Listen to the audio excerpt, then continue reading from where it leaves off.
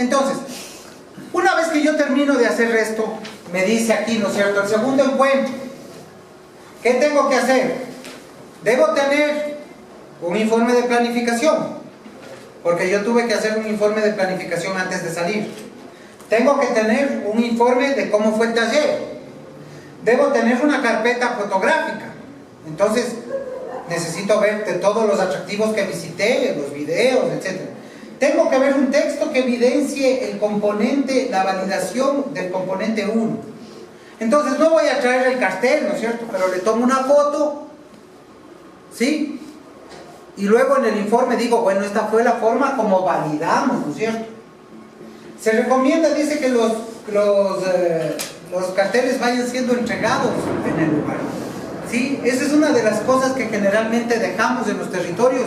Y fíjese, los territorios, ¿cuánto les sirve? ¿Por qué? Voy a retroceder un poco. Porque, por ejemplo, esto nos pasó en una comunidad. Una vez que terminamos todo, hubo una feria, ¿sí? Y nos invitaron a participar en esta feria. Y todas las comunidades con las que habíamos trabajado llevaron los 12 carteles a su stand.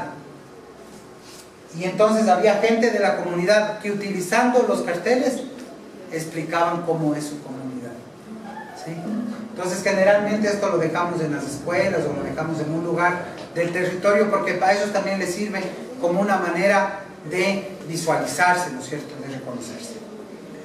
Bien, una vez que hacemos esto, luego vienen otros eventos, siempre. Por ejemplo, este es el tercer encuentro. Dice, momento de acelerar el trabajo. ¿Por qué? Porque ya pasó. Los componentes funcionan de forma similar. Entonces, yo ya voy, ustedes ya tienen un primer componente y luego hay que repetir cosas de forma ordenada. Nos volvemos a reunir y ahora vamos con otros componentes. Por ejemplo, el componente hechos culturales. ¿De qué trata el componente hechos culturales? Sitios históricos, museos, sitios arqueológicos, grupos étnicos, minas, jardines, casas históricas, mercados, fachadas, balcones, arquitectura religiosa, arquitectura civil. Pueden buscar la definición de cada uno si es que tienen duda, ¿no es cierto? ¿Sí? Por ejemplo, en este caso de aquí, ¿entraría qué? Arquitectura religiosa. Yo siempre quiero saber qué hay en esa comunidad, cómo la llamamos y cómo se encuentran. Ranchos, haciendas, artesanías, zoológicos, herbarios, todo lo que tiene que ver con el tema de la cultura. ¿Qué hay? ¿Cómo se llama? ¿Cómo se utiliza?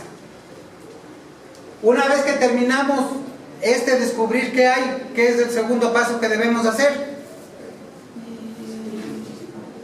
Preparar una salida. Haga un recorrido.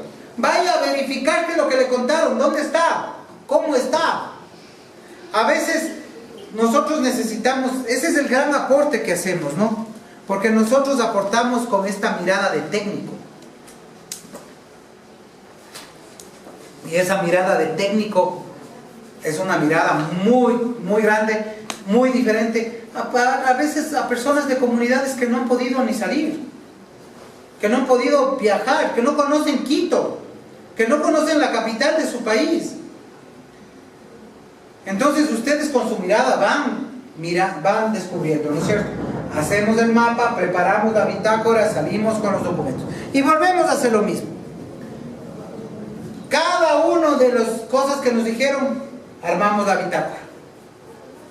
Por ejemplo, en una comunidad en Quintana Roo, cerca de Cancún, en un lugar que se llama la ruta de la pelea de las castas, de la guerra de las castas, perdón, de guerra de castas, que fue muy famosa con los mayas. Llegamos a una comunidad y vemos una iglesia. Claro, cuando nosotros le preguntamos sobre esa iglesia, nos decían, no, pues esa iglesia ya no tiene ni techo, dice, se está cayendo, ya quedó ahí.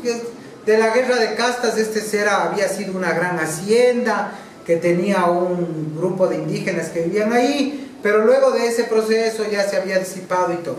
Claro, visualmente de inicio era una construcción muy simple, pero el valor histórico. Esa iglesia vivió ahí en Quintana Roo cientos de años. Tenía una historia por contar en la guerra de castas. Entonces, no siempre los atractivos son esos grandes, man. Hay a veces otras cosas que están hasta un poco destruidas, pero que tienen historia por contarnos. Eso tenemos que ir colocando en estas bitácoras. Que luego, como ustedes vieron, lo que yo uno de esta bitácora me sirve para escribir el informe.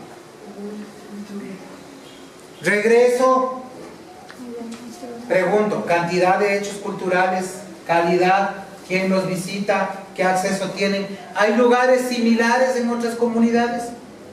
Vuelvo a hacer lo mismo. Les vuelvo a pedir que nuevamente se pongan una X. ¿Dónde están? ¿Sí? Luego les vuelvo a pedir que hagan el análisis prospectivo de hechos culturales. ¿Qué, por ejemplo, qué acción que se está haciendo en una comunidad puede ser que esté valorando los hechos culturales? ¿Qué se les ocurre, por ejemplo? ¿Qué proyecto puede ser que está devolviendo el valor al componente cultural? ¿Una reconstrucción de una iglesia? ¿Un sitio arqueológico que se volvió museo? Sí. Ahora, por ejemplo, nosotros vamos a hacer una visita ahora a una comunidad en la selva, acá en Archidona, donde un grupo de mujeres, por ejemplo, están recuperando en 1 hectárea de terreno todas las plantas medicinales que ellas tenían ancestralmente. ¿Está recuperándose el hecho cultural? Sí. Y así contestamos el resto de preguntas. Luego de esto, el FODO. De la misma manera, objetivos estratégicos ofensivos y defensivos todavía no los vemos. Yo les tengo que explicar cómo se hace. Quiero llegar solo hasta el FODO. Y luego de eso, el cartel. Visualicemos el componente. Explíquele a la comunidad qué encontró. Valide los resultados. Y haga un escrito. Haga un escrito con todos los hallazgos que ha tenido. Y no se olvide de hacer un comentario de escala regional y escala nacional. Uno que vaya midiendo la competitividad del territorio. Los otros 3 componentes de esta primera parte son similares.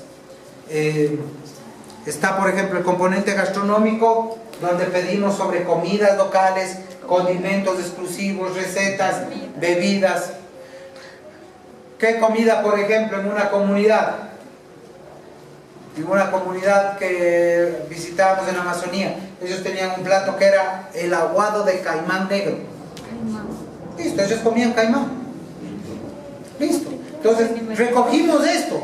Ahora, aquí fue un problema porque cuando yo hablaba con los de la ONG que nos contrataron para esto y nos decían, pero luego dice, se van a comer los caimanes. Yo digo, bueno, el problema no está ahí.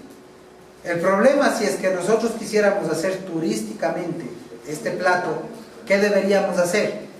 Un criadero. Son criaderos, exactamente, nada más. Las vacas tuvieron mala suerte. Es todo lo que pasó. ¿Sí?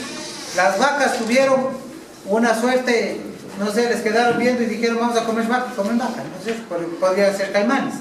¿Sí? Entonces, esto nos sirve para recogerles. Exactamente lo mismo. Revisamos los platos. Aquí es importante hacer este recorrido para ver los platos que están en este lugar. ¿Por qué? Porque a veces nos hablan de platos que ya no se preparan.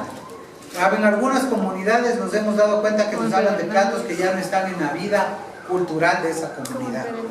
¿Sí? Lleno la bitácora. La bitácora aquí me pide, por ejemplo, cómo se sirve, si este plato tiene alguna leyenda. ¿Qué plato, por ejemplo, aquí en Ecuador tiene una leyenda? El jaguar loco. El jaguar loco. ¿Qué leyenda hay detrás del jaguar loco?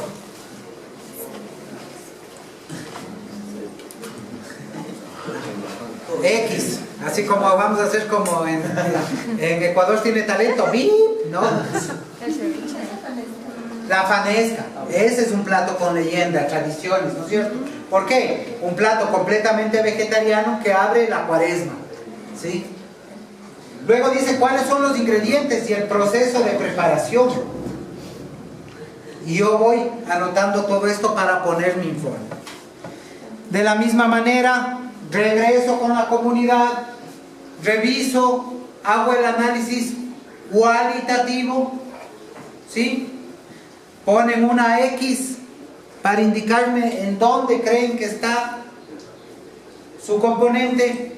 Luego de esto, prospectivo. Luego de la prospección, el FODA.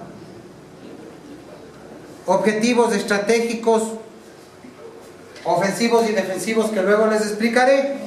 Y luego el informe, el collage y el informe. Bien, aquí vamos a cortar con una primera tarea ya sobre esto. Ustedes ya exploraron los primeros 5 componentes, ¿sí? Ahora lo que van a hacer es todos estos componentes como práctica, pero siguiendo estas reglas, ¿sí? Siguiendo este formato, profundizando con fotografías sobre el territorio que les va a servir para el trabajo de campo que van a hacer, o sobre el territorio que estamos usando como referencia. ¿Estamos de acuerdo? Primer tema, 5 principales los atractivos. El componente 4 y el componente 5 funcionan de la misma manera. El componente 4 lo que investiga son eventos, festividades y eventos, y el componente 5 actividades recreacionales. Tal vez en ese componente 5 algo que anotar, voy a avanzar rápidamente para explicarles. En el componente 5 a lo que uno va es a esto. Yo quiero saber a qué se dedica la comunidad. ¿Hacen observación de aves? ¿Hacen rafting? ¿Hacen natación? ¿Hacen senderismo? ¿Hacen montañismo? ¿Por qué? ¿Por qué quiero saber eso? Porque si la comunidad ya lo hace, va a ser más fácil que lo hagan con turistas. ¿Me explico? Si yo voy a comunidades, por ejemplo, en el norte del país, cuando trabajábamos en un lugar en Carchi, los carchenses, ¿para qué son buenos? ¿Qué hacen los de Carchi como actividad recreacional? Ciclismo. Son unas bestias para el ciclismo, ¿no es cierto? Suben, bajan, campeones, ¿ves? Si yo en ese territorio llevo grupos de turistas para hacer ciclismo, ¿tendré que hacer cambios trascendentales? No, ya existe. Esa actividad ya existe como un atractivo. ¿Sí? Entonces, nuevamente, yo explico o hago esta referencia aquí porque nuevamente aquí me sabe pasar que nos confundimos entre lo que hacen o lo que podrían hacer. Dicen, tienen esa montaña, podrían hacer montañismo. No, no. Yo quiero saber qué hacen. Y a eso nos vemos. ¿De acuerdo? Entonces,